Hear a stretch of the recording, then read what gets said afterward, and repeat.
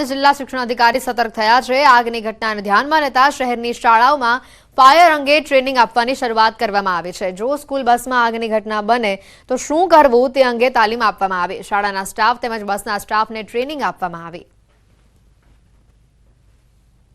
એમને ખાસ કરીને ઇલેક્ટ્રિક શોર્ટ સર્કિટ હોય છે કે ઘણી વખતે ડિઝાસ્ટરની ભાગ હોય છે ત્યારે એ લોકોનું મહત્ત્વ ખૂબ વધારે હોય છે। તો એમને ટ્રેન કરવા માટેના ભાગ સ્વરૂપે અમે ફાયર ડિપાર્ટમેન્ટ અમદાવાદ શહેરનું શ્રી એસપી જાડેજા સાહેબ અને એમની ટીમ તેમજ કલેક્ટર ઓફિસમાંથી ડિઝાસ્ટરની ટીમ જે છે એમના પણ અધિકારીશ્રીઓ ઉપસ્થિત રહ્યા છે। તો આજે એ સંદર્ભે અહીંયા અમે ઉદ્ગમ સ્કૂલમાં ઉપસ્થિત રહ્યા હતા અને આ તાલીમનું આયોજન કરેલું છે। ભવિષ્યમાં કોઈ પણ સ્કૂલ બિલ્ડિંગની બસમાં આગ લાગે તો તે લોકો બિફોર ફાયર પ્રિવેન્શન કરી શકે અને આગ લાગે ત્યારે ઇમરજન્સી રિસ્પોન્સ આપી શકે, ઇવેક્યુએશન કરી શકે, ફાયર એક્સટિંગ્વિશરનો ઉપયોગ કરી શકે અને બેઝિક નોલેજ તેમને આજે આપેલું છે।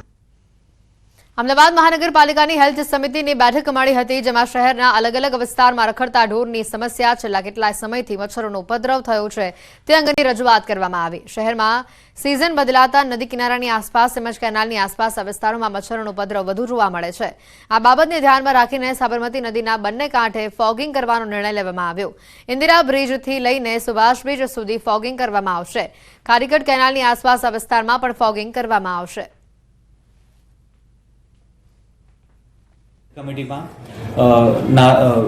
ખારીકટ કેનાલ છે, સાબરમતી નદીના આસપાસના વિસ્તાર છે, ત્યાં ફોગિંગની કમ્પ્લેન છે તે પ્રકારની પણ રજૂઆત થયેલી હતી। તેના અનુસંધાને જે જગ્યાએ હાલમાં ન્યુસન્સ મોસ્કિટોની જે કમ્પ્લેન આવી રહી છે તે અનુસંધાને કોર્પોરેશન દ્વારા જરૂરી ફોગિંગ મશીન દ્વારા તે વિસ્તારમાં ફોગિંગ કરવાની કામગીરી કરવામાં આવશે અને આ પ્રકારનું જે ગંદુ પાણી ભરાઈ રહ્યું છે તે જગ્યાએ જંતુનાશક દવા છંટકાવ કરવામાં આવશે, જેથી કરીને મચ્છરનો ઉપદ્રવ અટકાવી શકે।